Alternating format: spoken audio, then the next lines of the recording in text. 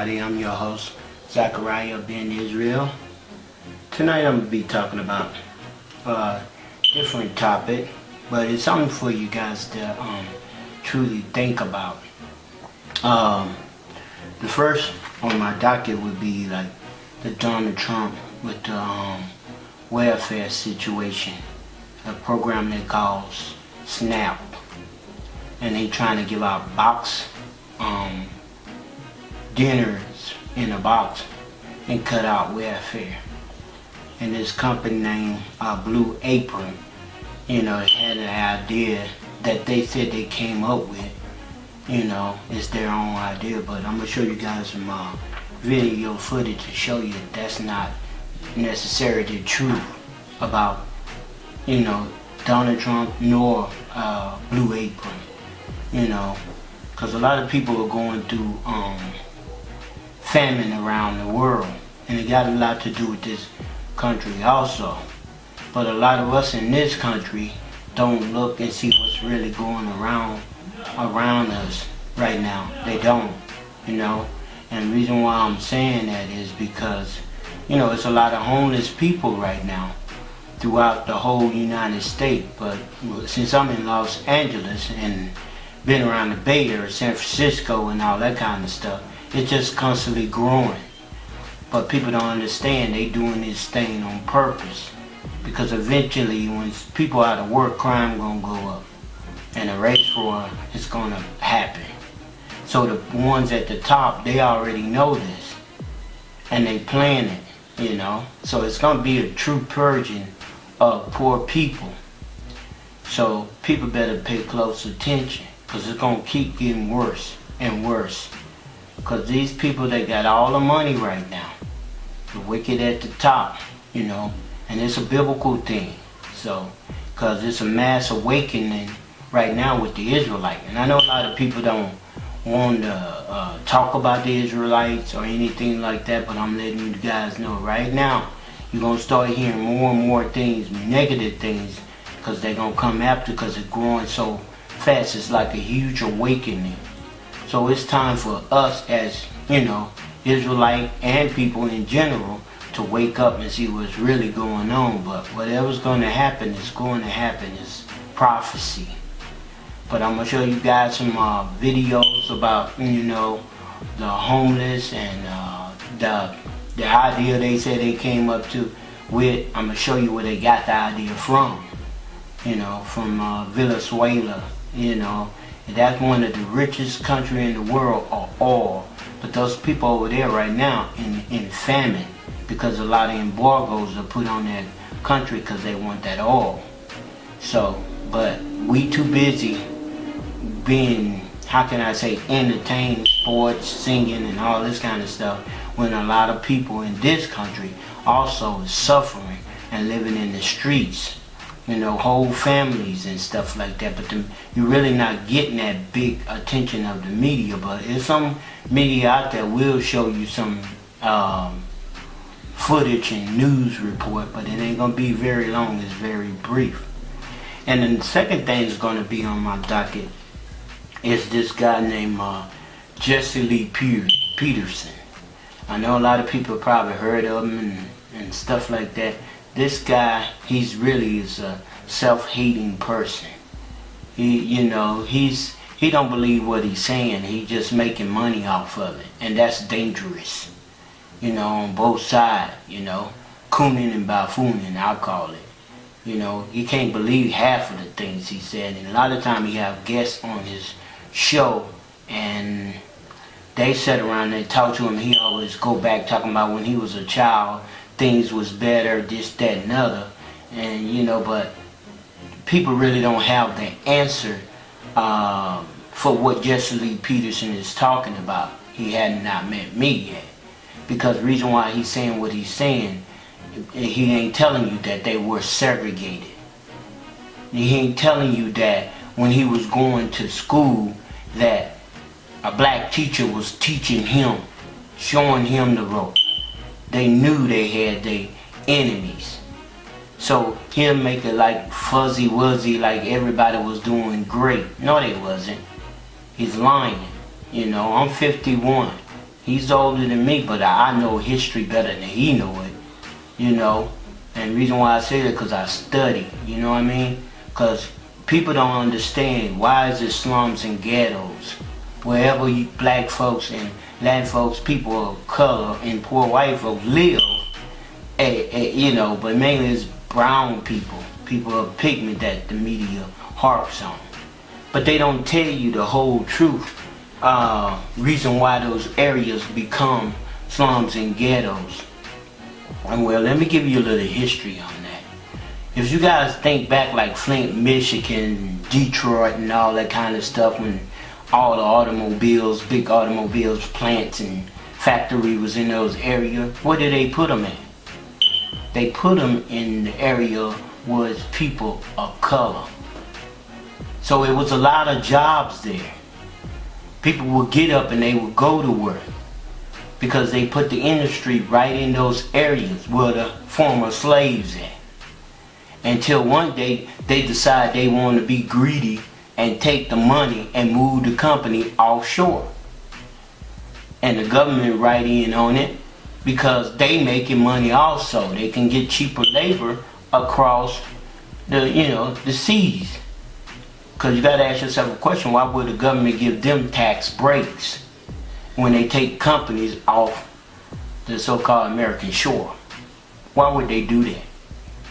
Then they leave those people in those areas who used to get up and go to work and all this stuff, leave them destitute. They don't have a job anymore. So now the government had to come up with an idea, these bureaucracy type people, evil means by any means necessary. And what I mean by that, then they came in and said, okay, we can use this to our advantage. Separate, you know, the black man from the black woman, you know, Israelite man from the Israelite woman. So what they did, they came up with these social programs, welfare, SNAP, whatever you want to call it. The man couldn't work anymore because the factory is gone. But the government comes in and give them what? Supplements, welfare. We'll take care of the women and the children. Now, when the man tried to come back, sneak over to the house, they got their little how can I say, detective, social worker comes in to the house and check the closet and all this kind of stuff. So that will show you the hatred that they really truly have for our people. Because why would they need a social worker to come in the house and make sure it wasn't the man in the home? Make sure he wasn't there. They were never intended for us to be a family. The thing was, let's destroy them. Let's separate them. We never want unity amongst them. Even to this present day, they don't want unity. That's why Jesse Lee Peterson, he don't get it. He ain't dealt with me. Because he couldn't pull that on me. Because when he was growing up, they were segregated. That's why people was a little better off. Because they understand, when my son had to go to school, I had to teach him as a black man, as a black woman. We knew that. That's why Martin Luther King was martyred. That's why all these people in the Congress, if you think about it, they were around the same era when Martin Luther King came about. They walked with him. They marched with him. Now they sitting in Congress. Now they got what they want. Now they get on television and put on a song and a dance for the masses of black folks. They don't care about you either. They ain't just white folks. It's going from your congressman all the way up to your churches. It's the same old nonsense. Until we wake up and realize they are giving us the shaft too. They ain't trying to make the community better. Why is there so many homeless people in our community but the clergyman is not talking about it? The masses of them. It might be one or two out there trying to do it. But like I say, if they not doing according to what the scriptures are saying, it's not going to work at all. Not at all. So this is great awakening for the Israelite. And this time is almost about up. They getting ready to purge a lot of us. But we are so spoiled in this here kingdom, this country. We are so spoiled, we don't even want to believe that. But I'm gonna show y'all these videos of all these homeless people on the street. All shade, all different races. They don't give a damn about none of us. All they care about the bottom line. Now they have the bottom line. Now what do they need? They need the power over the masses. So it's going to be a race riot. White folks, and I ain't gonna say all of you, but a big percentage of you, you guys, you feel that they care about you because you their people. No, they don't care. You ain't their people either. It's about money with them. You just a pawn on the chessboard. That's all you are. They don't care. They just using the masses because they feel that this kingdom is set up for you and you ain't taking advantage of it. You're not deserved to live. You're not deserving of it. You understand what I'm saying? But my focus is my people, the Israelites. That's my focus. We better wake up and keep waking up and come back to the laws and statutes of our God. That's what we better do. Because this destruction is coming. Believe me, these people took that Bible and they read it. They might not understand all of it, but they get the basic of their time is almost up. And they seeing a great awakening of the Israelite and it growing so fast, they scared. So you're going to hear more and more preachers and pastors and news media start talking about these groups, the Israelite groups and black Hebrew Israelite. I'm back. But like I said, they're going to be talking about the Israelite group. You're going to see a lot of black ministers coming out talking about that they are cult. This, that, and the other. But let me tell you what a real cult is. Christianity is a real cult. Don't believe me? And I don't want you to believe me. I want you to take your scripture, your Bible, to the Israelite folks and any other nation out there and start reading that Bible for yourself. Verbatim. But you must read it exactly how the scripture says it must be read. Precept on top of precept, line upon line upon line, here a little and there a little. That's how you must read the Bible. And you're going to find out, you know what, why would these people be so upset with Israelite people telling their people what they say, pull yourself up by your bootstrap? That's basically what we're telling our people. Pull yourself up by your bootstrap. Come back to your God and do the laws, the statutes, and the commandments. Come back and do what your God tells you to do. We don't try it how the other nation wanted us to believe on the Bible. But that book is back in the rightful owner hand now. Now we understand it. And guess what? They know we understand it. The powers that be knows. So if these Negroes, these little Israelites, you want to call, because they say black Hebrew Israelite, but Israelite comes in all shades and color, but they must be the Israelite. It's your nationality. It's not about your pigment on the outside. You understand? Hosea in 7 and 8 say Ephraim like an unturned cake. It's dark on one side and it's light on the other side. Our spirit will connect with God's spirit. And it has. But the wicked at the top and the wicked abroad, they already know who we are. Henry Kissinger know who we are.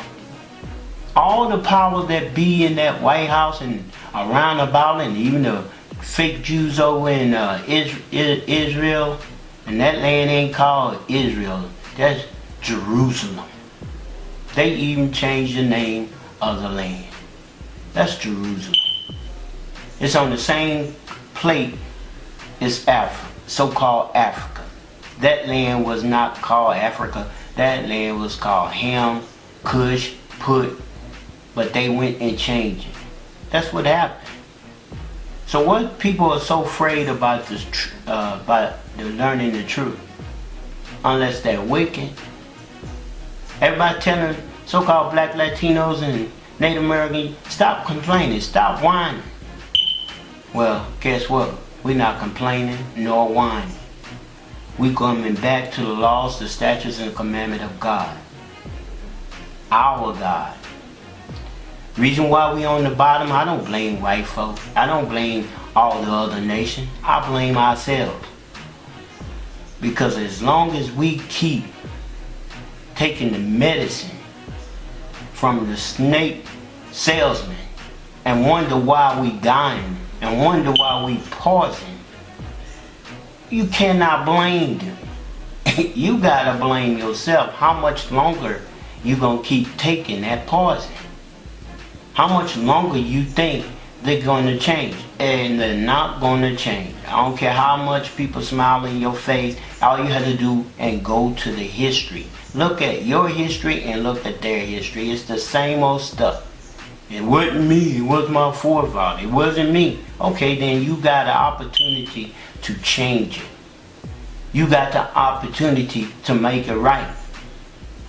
But the thing is, are you going to make it right? Are you going to not do what your forefathers have done?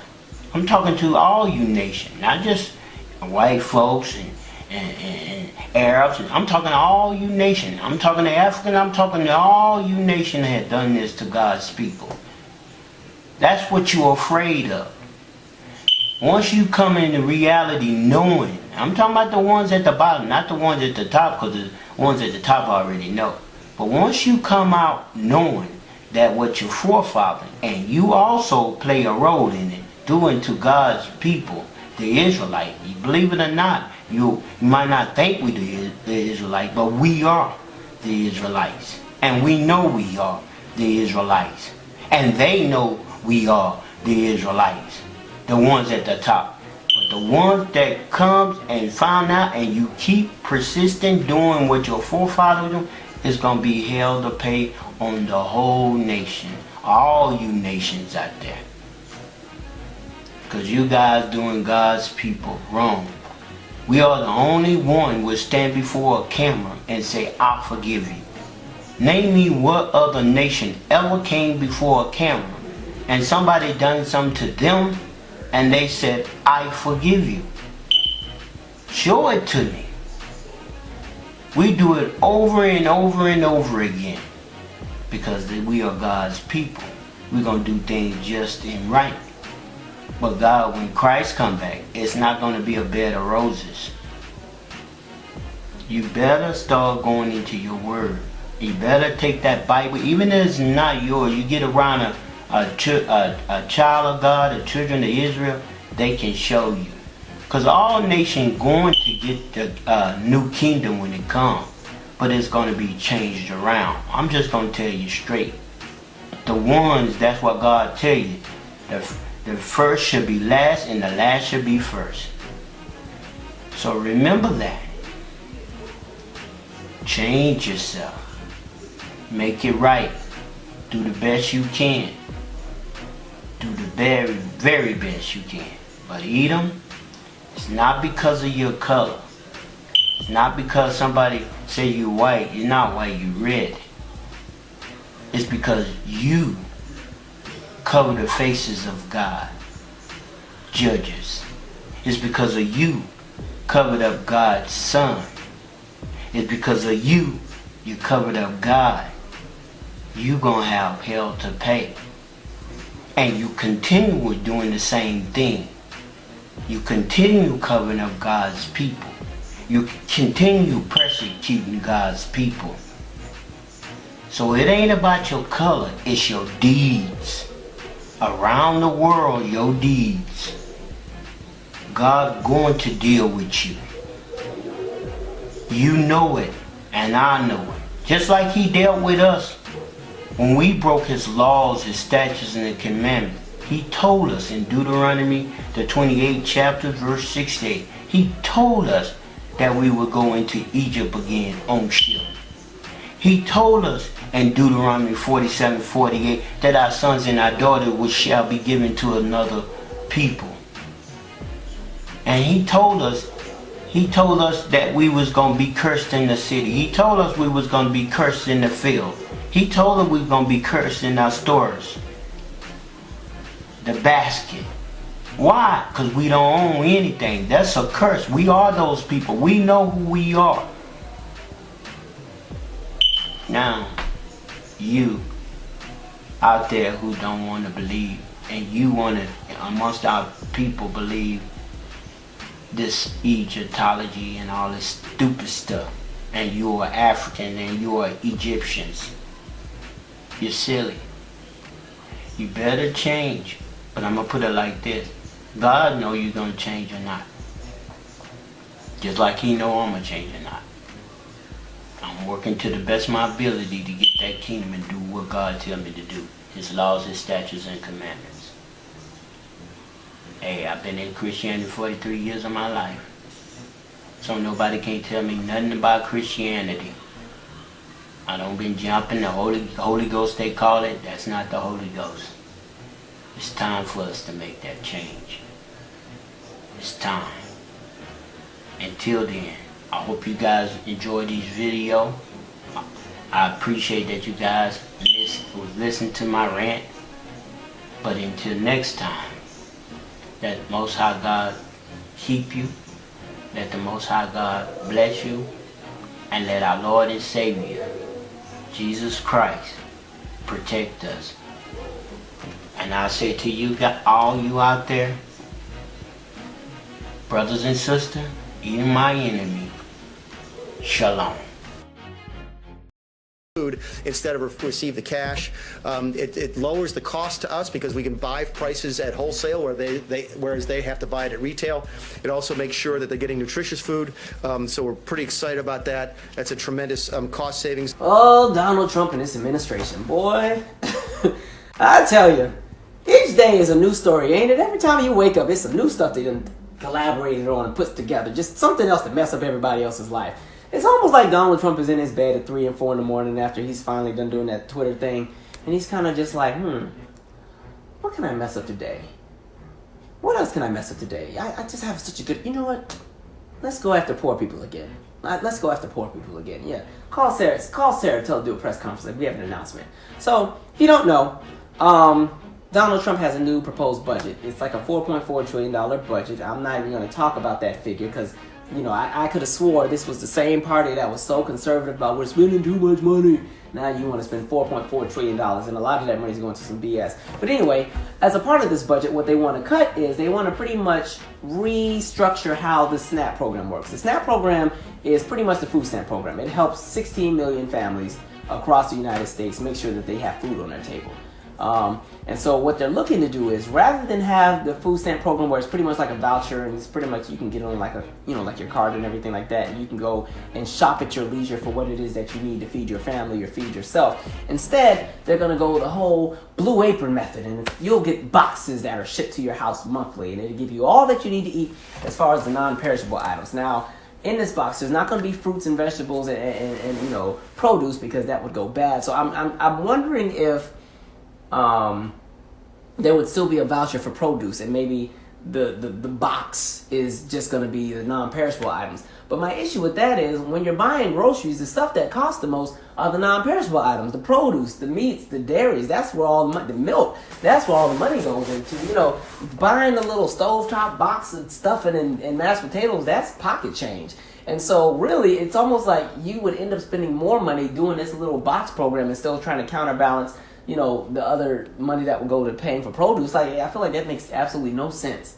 No sense at all. But you know what? Nothing in this administration makes sense, so it is what it is. But that's going to be, I don't know. I have a problem with the fact that we live in a country where people who don't have a lot are always punished for not having a lot, as if this country isn't structurally set up for certain groups of people not to have a lot. You know what I mean? There's this narrative that people are poor because they want to be poor, and that's so far from the truth. A lot of people who are not born wealthy are not born wealthy because they weren't born wealthy. Their families weren't wealthy. They probably aren't going to have a whole lot, and their kids ain't going to have a whole lot. And the thing is, when you don't have money, doors are not always open for you. And people are saying, oh, here goes that victimhood mentality, because, you know, the most racist MFers always have a phrase for any marginalized group of people who are talking about the injustices that are happening to them. They always got a phrase for everything. Oh, you pull in the race card, there goes that victimhood mentality. Pull yourself up by the bootstraps. But the thing is this, and mind you, and then half of them benefit from so many of the laws and the... First of all, can we pause for 1 second?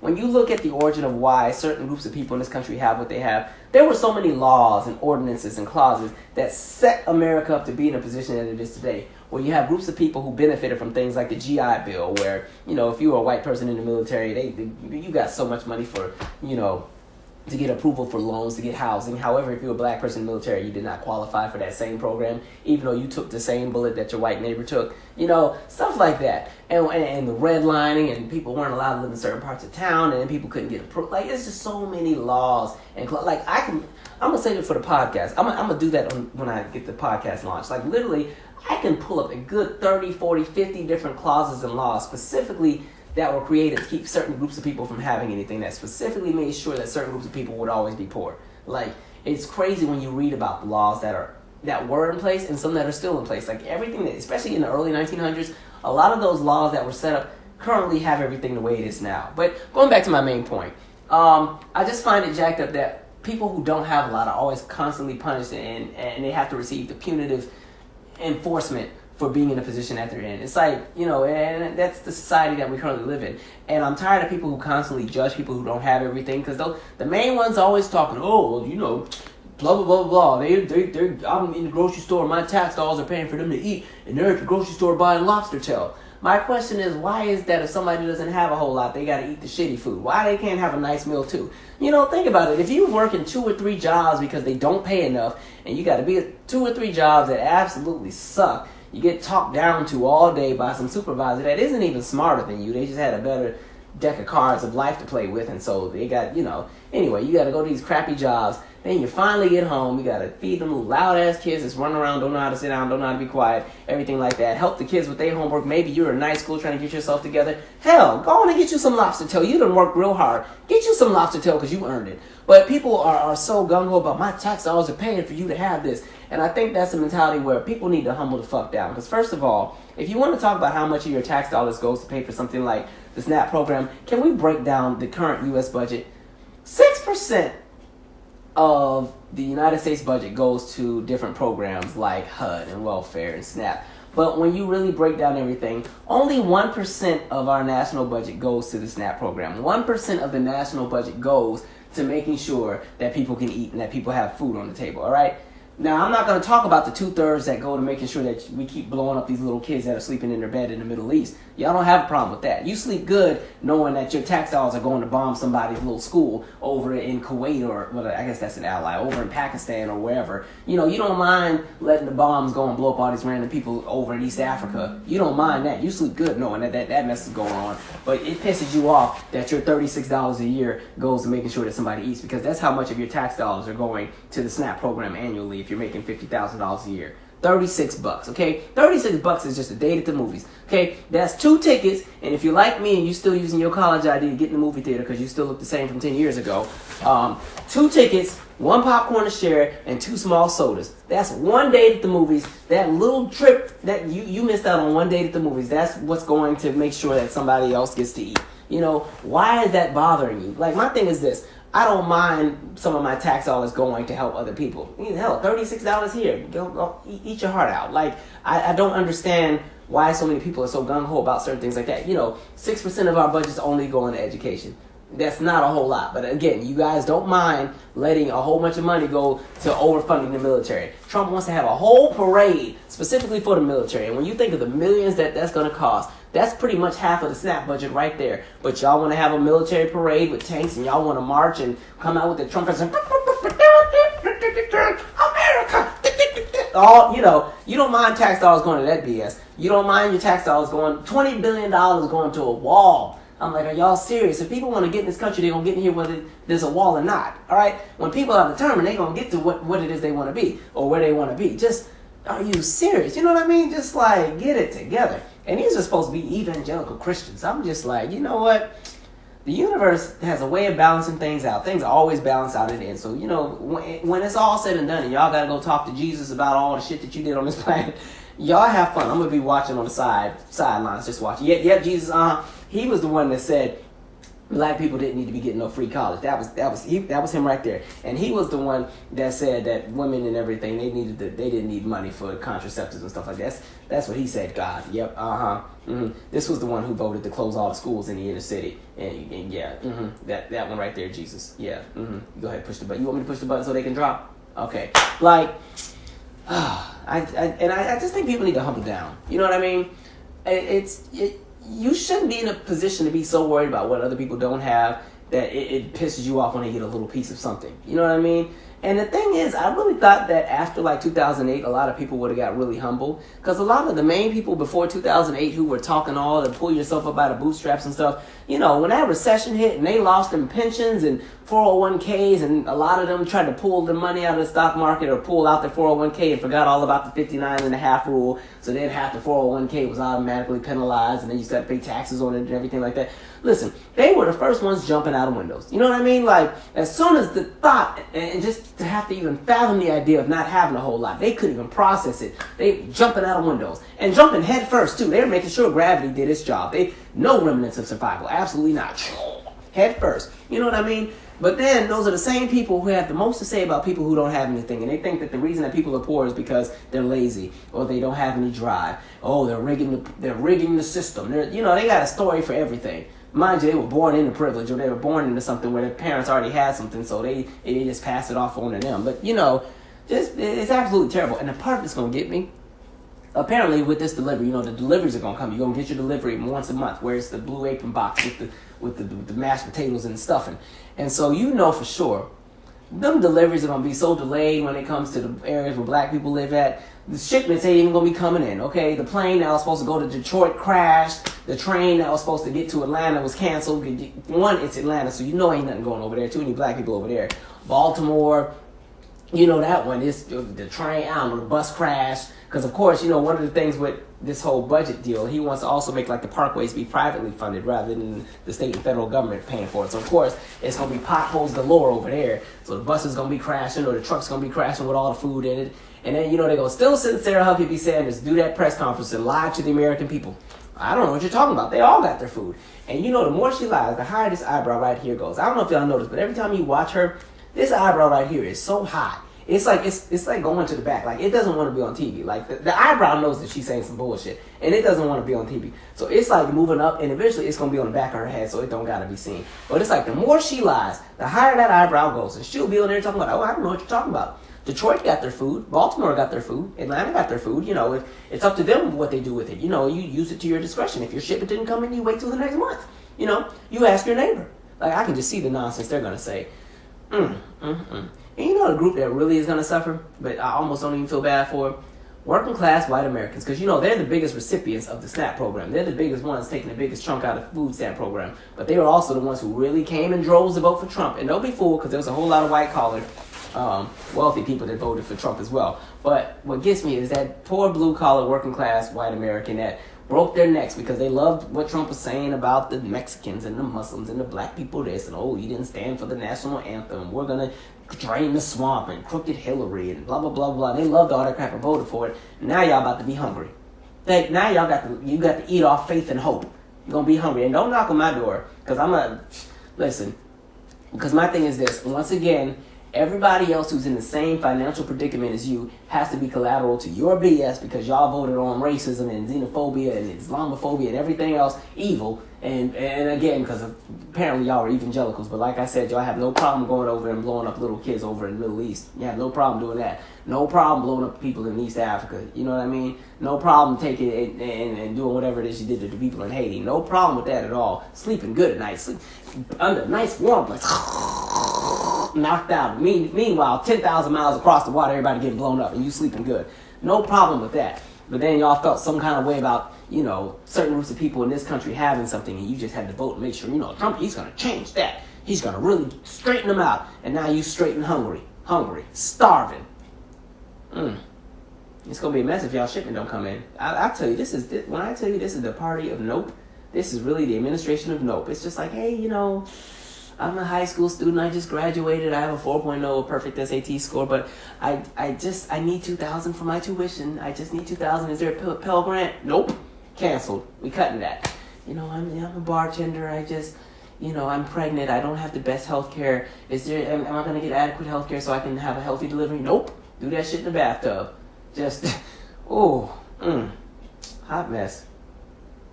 This is going to be a real interesting, term. The next 3 years will be real interesting to see where things go. And then, listen, y'all will probably reelect this man. Y'all probably will. He'll be right in there after 2020 because I don't really see a candidate that's strong yet in 2020 yet. But anyway, that's my 2 cents. And again, I just think we have to get in the habit of understanding that there's going to be people who are always going to be in need. There's going to be people who are always supposed to, basically my thing is this. If you apparently, if you are the moral person that you think you are, it shouldn't bother you that maybe a small percentage of your money or what you bring in goes to help somebody. Because at the end of the day, all of us have gotten helped by somebody's tax dollar at some point. Just the road that you're driving on, somebody's tax dollar paid for that. You know what I mean? The schools that your kid went to, you might not have been the wealthiest person on your block, and it might have been your richer neighbor whose property taxes really helped to fund your child to go to a better school. And you still got a problem with a little bit of your money going somewhere. But then again, y'all have no problem with, 2/3 of our budget being spent on the military. I don't get it. If we would stop trolling all these different countries, we wouldn't have to spend so much money to protect ourselves. You know what I mean? Y'all don't got a problem with that. I'm like, what we could do in this country if we didn't spend so much money blowing up people? And this is no diss to those who are serving. I respect anybody who's willing to take a bullet for this country because I certainly ain't doing it. Thank you for fighting for the rights that I allegedly have. I don't know how my freedom is all the way over in Afghanistan, but thank you for going over there to protect it. But my God, this is one administration here.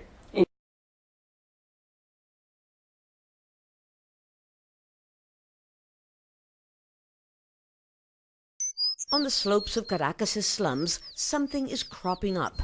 40-year-old Antonio Lopez never thought he would be forced to plant his own food to keep his family from starving. I'm growing green peppers, bananas, papaya. Look, there are the bananas. Why is this necessary? Because of the situation. The situation is the euphemism for chronic food shortages and the world's worst hyperinflation that makes even available products unaffordable on a basic wage, leaving this family with just soup, flavored with bones, and a pantry that is always bare. If we don't eat in the morning, we eat in the evening. We can't eat 2 or 3 meals a day like before. I have to give the kids something, even if it's just a banana so they can go to school. And what about you, I ask? I often make do with a glass of water. In a country with the world's largest oil reserves, malnutrition is now widespread. And once unthinkable scenes like this have become common. According to popular legend, when the hungry masses were clamoring for bread, French Queen Marie Antoinette suggested that they eat cake, producing such outrage that it eventually cost her head. Today, here in Venezuela, President Nicolás Maduro has forbidden bakeries like this one from producing cakes and sweets, at least for government-subsidized flour, so that they can just make bread. The problem is, as you can see, there isn't any.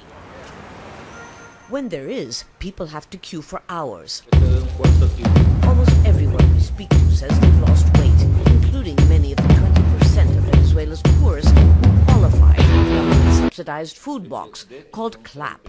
Not to be confused with applause. It's available about once a month, although it barely lasts a week for this family of 8.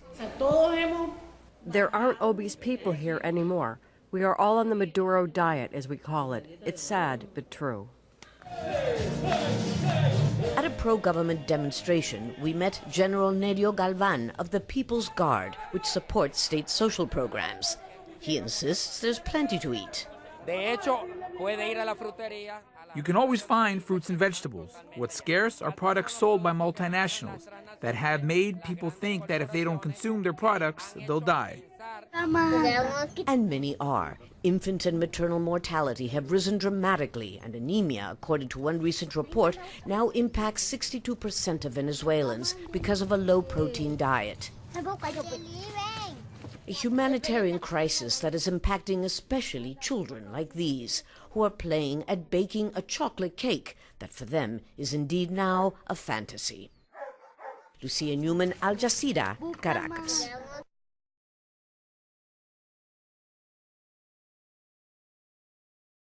I wanted to ask what your attitude is toward cultural exceptionalism. Do you believe that all cultures have equal value, or is there a hierarchy of value in cultures? I don't understand it. Help me, James. Come here, James. James, behind every good black man is a good white man.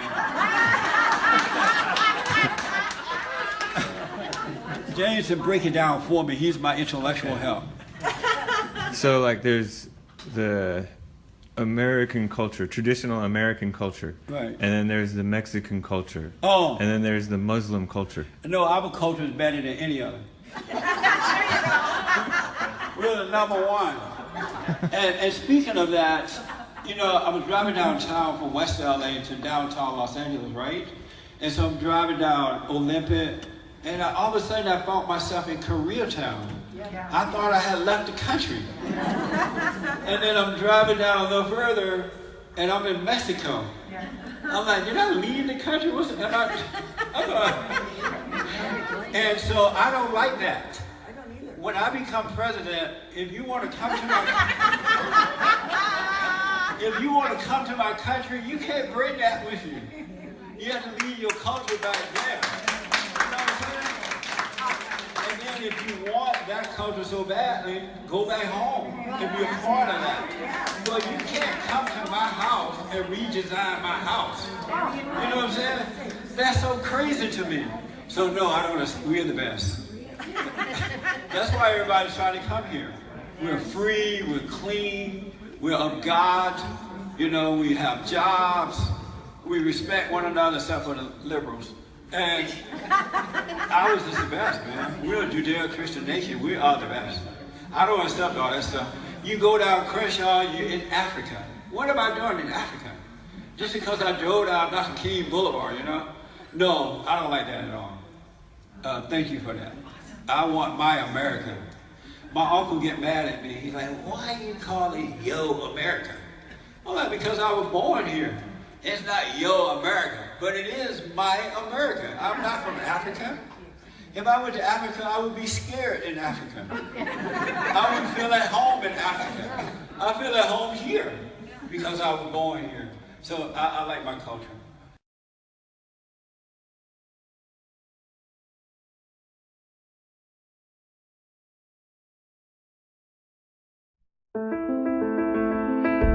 It could happen to anybody.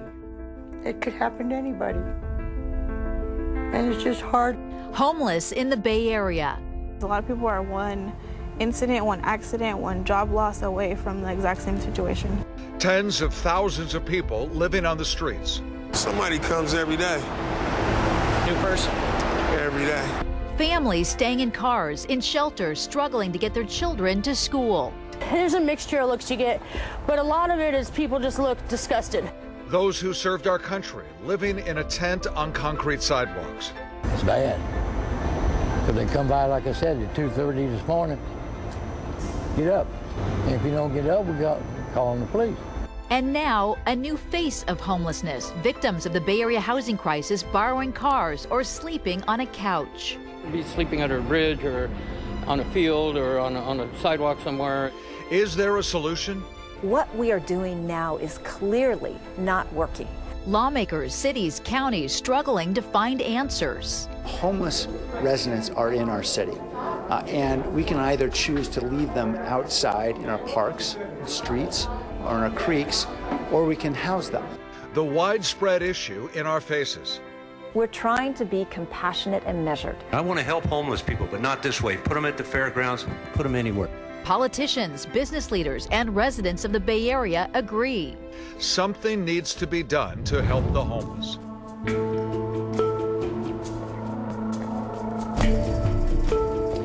The Bay Area has a population of over 7 million people, and unfortunately, thousands of them are living on the streets. While that may seem like a small percentage of people living here, the fact is they're human beings in need of a hand up. Good evening. I'm Julie Hayner. And I'm Frank Somerville. We're talking here about everyday people who are now living in tents or in a car or on the street.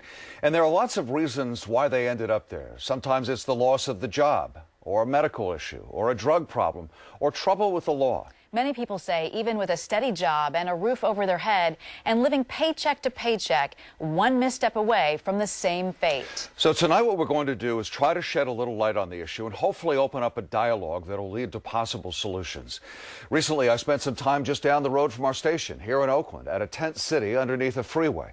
You've probably noticed these tent cities. They're literally popping up all over the Bay Area. And we wanted to find out who are the people who are living there and what are their lives like. I spoke with two of them.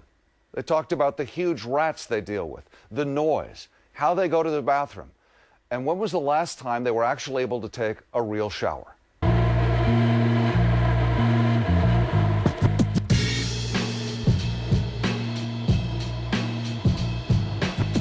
You've got my living quarters.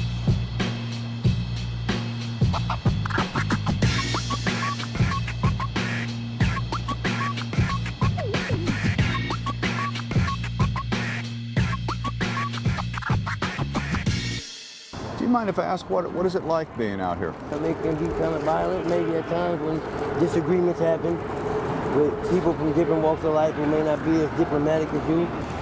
Some of us have wives and children that we miss.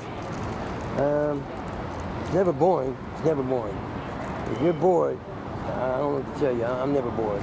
Normally I cook. We got stoves, grills. You know, I mean, there's a lot of innovation out here, man. Let's say you do have to go to the bathroom. Where do you go? I keep a bucket with maybe some bleach in it and a septic cleaner. I don't know if that works, but I figure between septic tanks, so it has to work. So, you know, I may pour a bottle of Febreze in it, you know, but keep a bucket though, keep it covered with bleach and stuff in there to kill it, you know, to kill the smell. Some people piss in the dirt. I don't agree with that. And the rats, you wouldn't believe how these rats, man, actually move. You come back and your whole thing is rearranged. And you may blame it on your neighbor saying he did it, the rats did it. There are people who say, look, I get that they're homeless, but you know what? I don't want to walk by needles. I don't want to walk by all of this garbage. I don't want them in my neighborhood. What would you say to those people? First and foremost, it could happen to you because a lot of us come from the same situations that you people live in. I lost my home in the 2008, the whole housing crash thing, but it can happen to you, man. I wouldn't be so quick to be so judgmental, man, and jump to conclusions about people. What do you want people to know about you? That I'm not a victim. I'm not a victim, and I'm not a victim. I don't like that. You know, I mean, we're all struggling, man, and I believe that we're all in the same water, but we're not in the same boat. It's just hard not to get emotional when you see this, just thinking about this is where they live. This is what they have. And there's so many people who are just a couple of paychecks away from potentially being here. And it's so easy to drive by them and not think anything. And, you know, we're all human beings. It's just, you know what it is? It's really sobering. It's really sobering to think that someone lives in a tent like that. And that's all they have.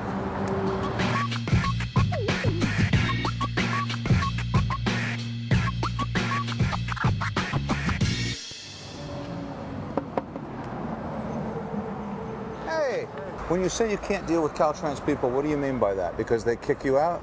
Not just that. They deliberately target your belongings, and they don't come to clean up. They come to get our stuff and take everything we own.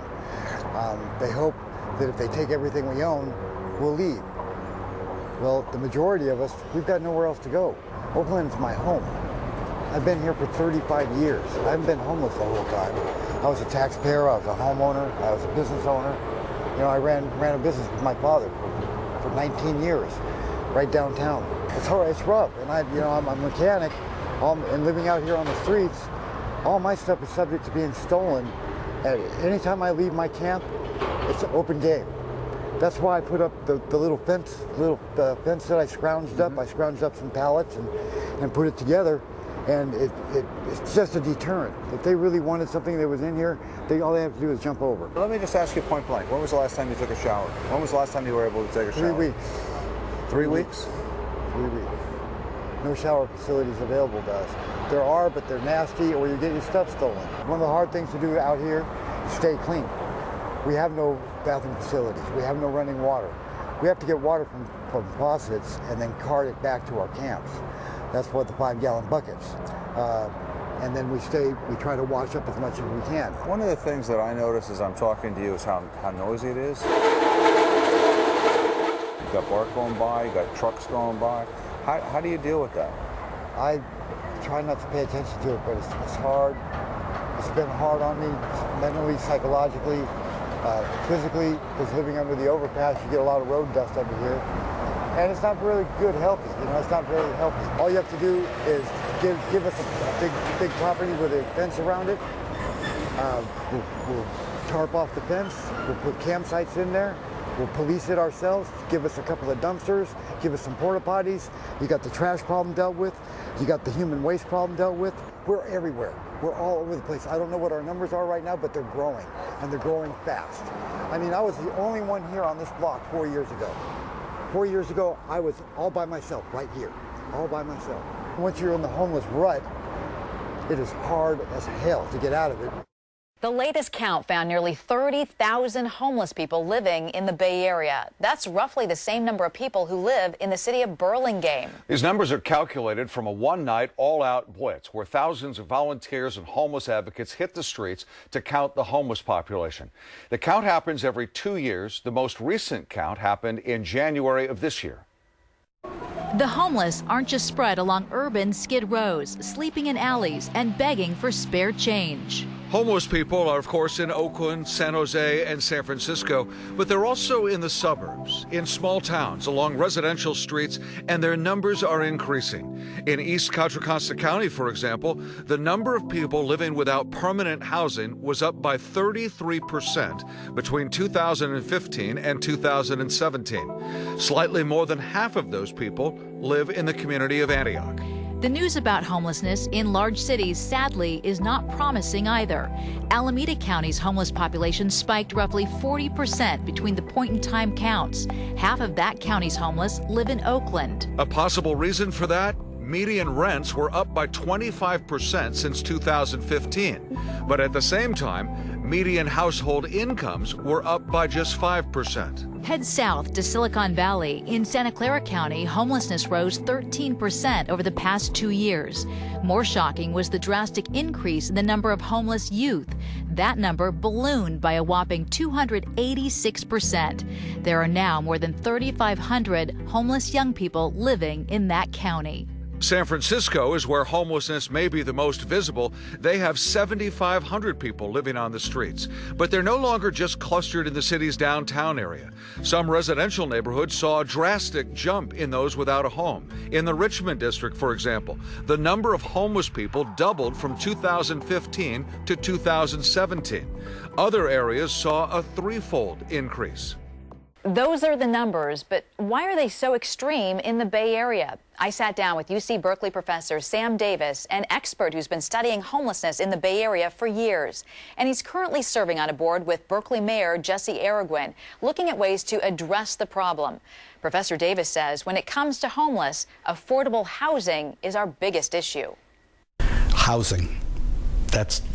I mean, I'm not just saying that because I'm an architect.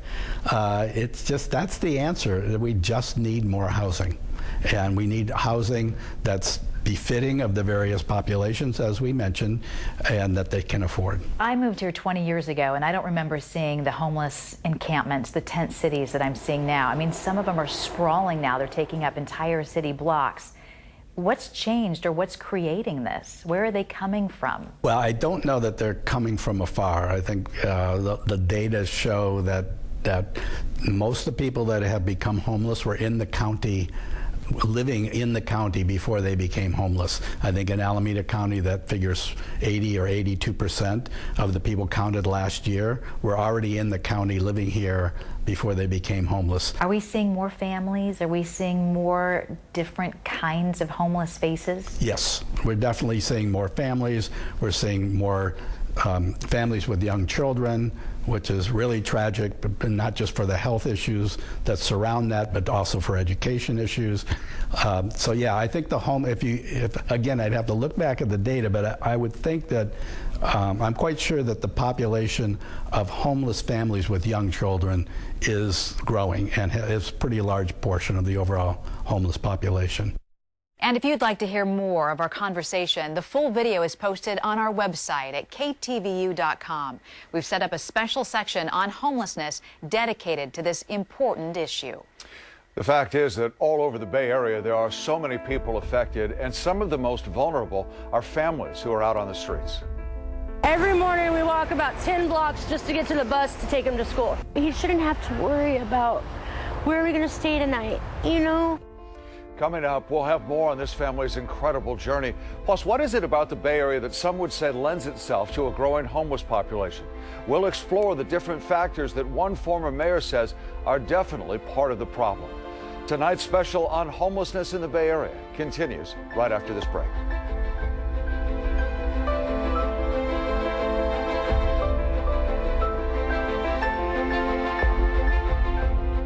My son calls me a turtle, you know, because I wear my house on my back. Compass is telling families that if they sleep on the streets or in a vehicle, they'll be able to access shelter faster.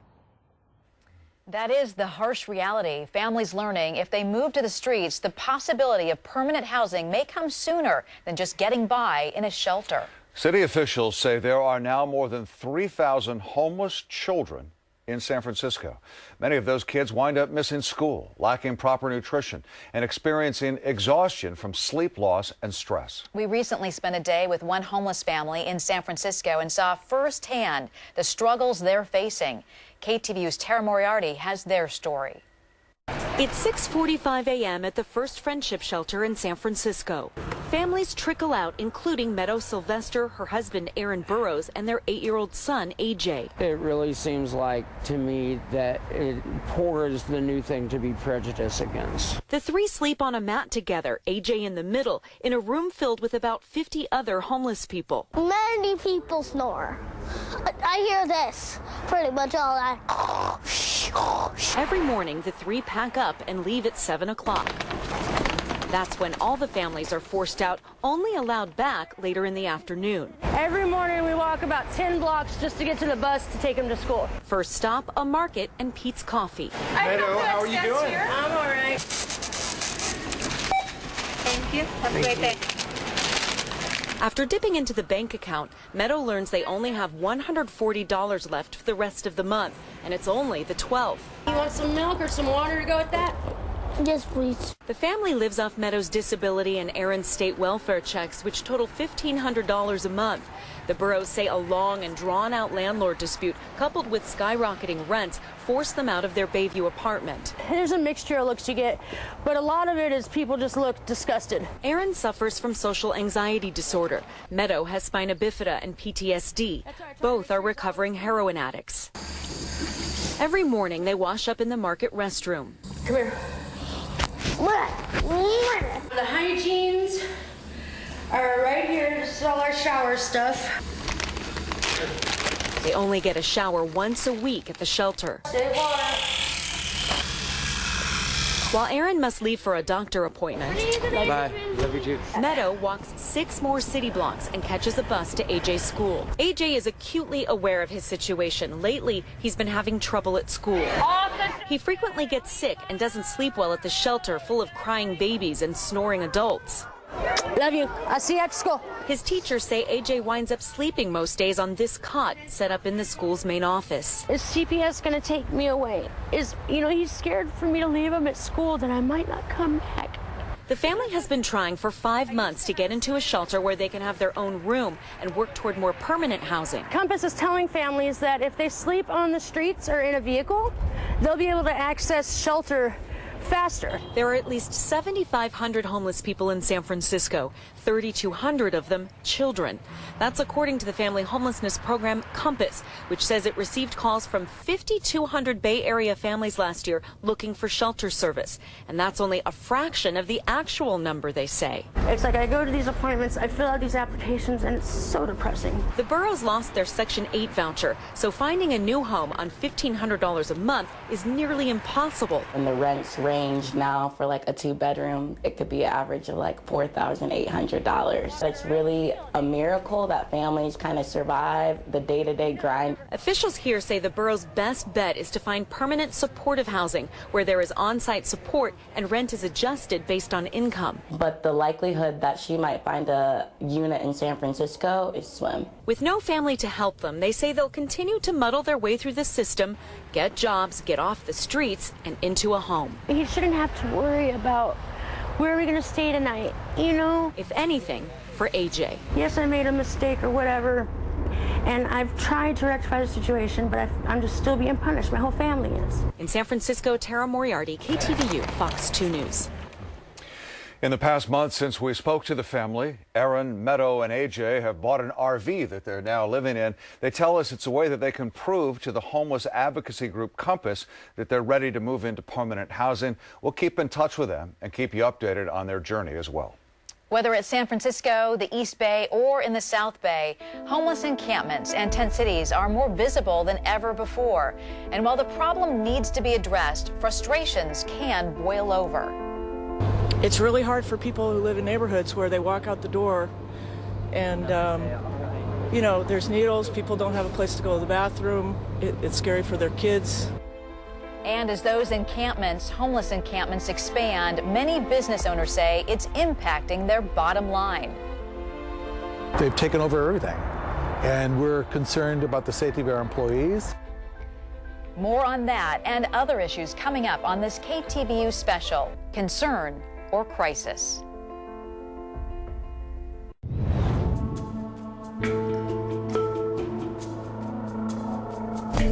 Well, my wife works right over there, and I come in and catch the BART. And as you come off the freeway, there's just a homeless camp. It's just horrible. I mean, I've lived in the Bay Area for 30 years, and when people started begging on the street and living on the street and standing in traffic asking for money on the street, I had only seen that in like poor parts of Mexico and other. I'd never seen that in this country. Ask any of these like average working class people, we should have the right to not have to hurdle over heroin needles. We should have the right to not have to breathe in crack smoke on our commute.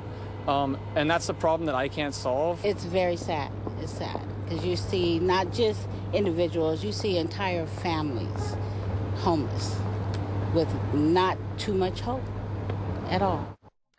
As you drive around the Bay Area, it's not hard to find a homeless encampment. Many are expanding as the homeless form their own communities, and in some cases, they stretch for entire blocks. Crews work to clean up the tent cities, but they seem to just move from block to block.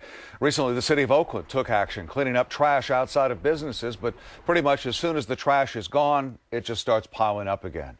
City officials have tried to support some encampments, giving them porta potties and barricades to keep the camps from pouring out farther into the streets.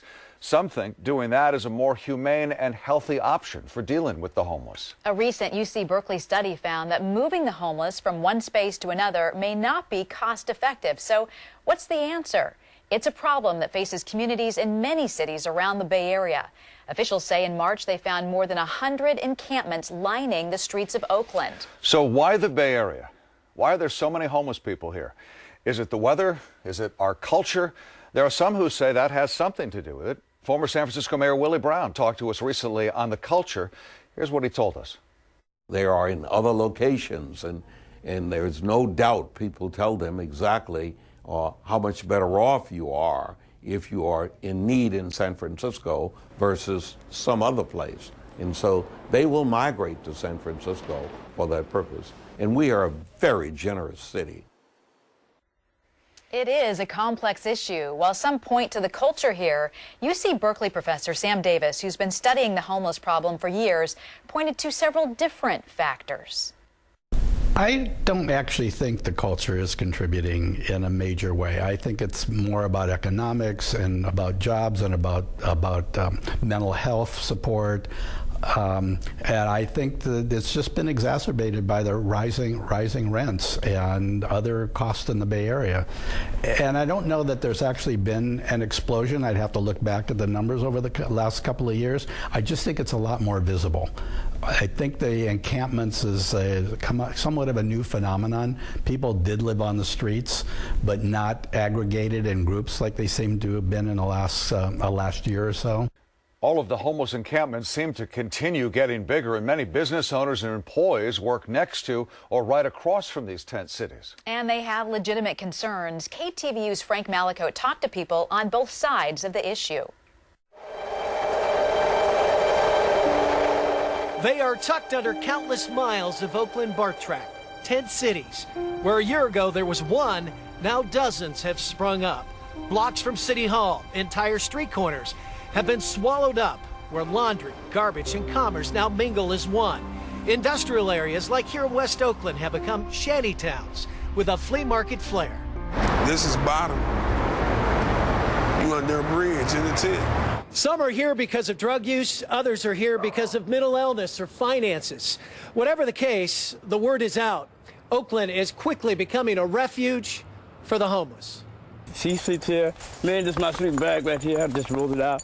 Iraq War veteran Lee Smith calls his minivan home. It sits under this shroud of tarps on West Oakland's Wood Street. His gritty neighborhood has grown from 60 to nearly 200 plus this past year. Smith is a handyman, says he wants out, but simply can't afford it. I'm on a fixed income, you know, and the rent went up and all my check just gone like that without taking care of the bill, so I had to make a choice. You grew up in Hillsborough and Danville. Did you ever think you'd end up here? No. No? Maven Carter Griffin is a self-described gypsy with an artisan's heart. A divorce and foreclosure pushed this fifth-generation California onto Wood Street 4 years ago, and she's in no hurry to get out. I see it as a culture. Like I said, I think we're a culture, not a problem. We're evolving, and we're trying really hard to have some dignity and respect and learn how to live amongst each other. It's an experiment. I think it's a curb urban experiment. An experiment that has some Oakland businesses saying enough already. Ray Mazur owns the Golden West Envelope Company directly across from that Wood Street encampment. They've taken over everything, and we're concerned about the safety of our employees. We're concerned about what's going to happen to our insurance rates because everything goes up because of what's going on out here, all the activity. It depreciates the value, but the insurance rates go up. It's just, one big mess. A mess that has no quick fix. Homelessness isn't just an Oakland problem, it's a Bay Area problem. A problem that will take perhaps a generation to fix. Somebody comes every day. New person? Every day. Every day. Basically every day. For some, like lifelong Oaklander Raymond Joseph, they feel forgotten. No one actually comes out here and evaluate the situation or see if anybody can, do better by, being evaluated or being shown steps to take or contacts to make to do better. Joseph has called this 980 overpass at West Grand home for 2+ years. A Lady College grad that couldn't get work, and now he dreams of a way out. I don't want to be homeless, or I don't want to be somebody that actually doesn't, just fit in with mainstream society, because the camp doesn't define me. It's just somewhere to pitch a tent and be. In Oakland, Frank Malicote, KTVU, Fox 2 News. Around the Bay Area, we're seeing a whole new face of homeless. In one case, a man who devoted his time to helping the homeless after time on the streets is now back on the streets himself, living in a car. Initially, he was homeless in the jungle. He fought a good fight for many people, including himself, got into housing. Now he's back on the street. It reflects the problem. Plus, many experts say the root of the problem is housing, a problem driving people out onto the streets or out of the Bay Area. I originally lived in the city of Mountain View, and then I got priced out from there, and I moved to the city of Santa Clara, got priced out from there, moved to the city of Sunnyvale, got priced out from there. Tonight's special, Homeless in the Bay Area, Concern or Crisis? We'll be right back.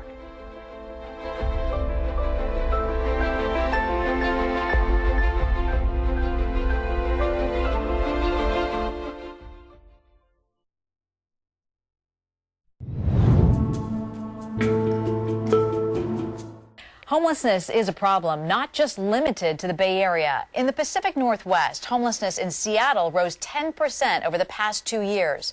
During that time, Los Angeles County saw a rise of 23%. There are now nearly 60,000 people living on the streets there. Homelessness also affects smaller regions as well. In Central Oregon, there are now 30% more people without permanent housing. On the East Coast, Vermont is up almost 20%. And finally, in New York City, the number of homeless people out on the streets was up nearly 40% over the past 2 years. That being said, across the country overall, the homeless population is down. So why are many of these statistics rising in the Bay Area? When it comes to the issue of homelessness, one thing that can't be ignored is the lack of affordable housing. And that's especially true here in the Bay Area. With the tech boom and the popularity of the Bay Area, home prices are soaring. KTVU's Tom Vakar takes a closer look now at our housing crisis. I originally lived in the city of Mountain View, and then I got priced out from there, and I moved to the city of Santa Clara, got priced out from there, moved to the city of Sunnyvale, got priced out from there. The American dream of home ownership and the California dream of easy living is in a severe drought that's lasted for decades, and there's no economic El Nino to end it. I had a kindergarten teacher, wonderful teacher, get married in May. They couldn't afford a house here, and so they moved to San Diego. So I lost a really great teacher. People of color, African Americans, Latinos, we don't see a future here because of the rent increase. In fact, says Matt Reagan, policy director for the Bay Area Council, a consortium of the Bay Area's biggest employers, we keep falling further and further behind. In the last decade, we've permitted about 1 new home for every 8 jobs we've created. As a state, California needs to create about 180,000 units of housing a year just to keep pace with natural population growth. We're averaging about 80. That red-hot competition has skyrocketed prices. About 311,000 California housing units have been built in the past decade. But during that same time, California's population has grown by 3.25 million, 10 times more new people than housing units. The number crunchers at the California Association of Realtors calculate that overall, Bay Area single-family homes are now 8% more expensive than just a year ago, and far, far higher in Santa Clara, Alameda, and San Mateo counties. Today, the median Bay Area home price is about $909,000. That's 64% higher than California's already high statewide average. When we have significant numbers of working families living in their cars, we have a crisis. The rent increases that we're seeing now are the highest we've ever seen. Without even considering the chronically homeless lining streets and freeway underpasses with tent cities, affordable home builder Steve Marshall, founder of Little House on the Trailer, says that has led to many to seek out or create a wide variety of illegal living spaces, from warehouses to garages to rundown RVs to shacks and sheds and backyards. And they may well comprise 25% of our housing stock. Marshall says city and county, building, zone, and code enforcement departments know full well that that's going on. And they generally have a policy, if no one complains, they're grateful that that housing exists. We know the housing costs are killing people, and it's choking folks, and we got to do more to get housing built. A scientific statewide poll just last month, commissioned by Advocates for Affordable Housing, shows that the majority of Californians are willing to support as much as $9 billion in housing bonds to build affordable housing. Even if you could get affordable housing units down to $100,000 each, that $9 billion would create just 90,000 units, half of what we need just to keep up with population growth. But that does not include the cost of land, utilities, and many fees communities demand to permit those units. This delivered house would be 1/3 of the total. And that is to say nothing of homeowner and citizen resistance, fearing everything from reduced property values to diminution of their quality of life. That reduced San Jose's 99 potential sites for affordable homes down to just 2. The people that have what they've got, they're happy with the current situation. People believe that affordable housing, for instance, negatively impacts the value of their home. That's patently false. We know that building affordable housing in communities has no negative impact on home values. So Tom, even if there is affordable housing, how does that help the chronically homeless? Well, the chronically homeless have more problems than just needing a place to live. If you simply stick them in a box, many of them are not going to like it there. Many of them are going to leave, and many of them are going to destroy those surroundings. What they need are other kinds of care. They need mental care. They need drug rehabilitation. They need this world of other treatment that needs to be done. And that's going to add at least 25 to 50% more on top of the cost of the housing, no matter how low cost it is. Yeah.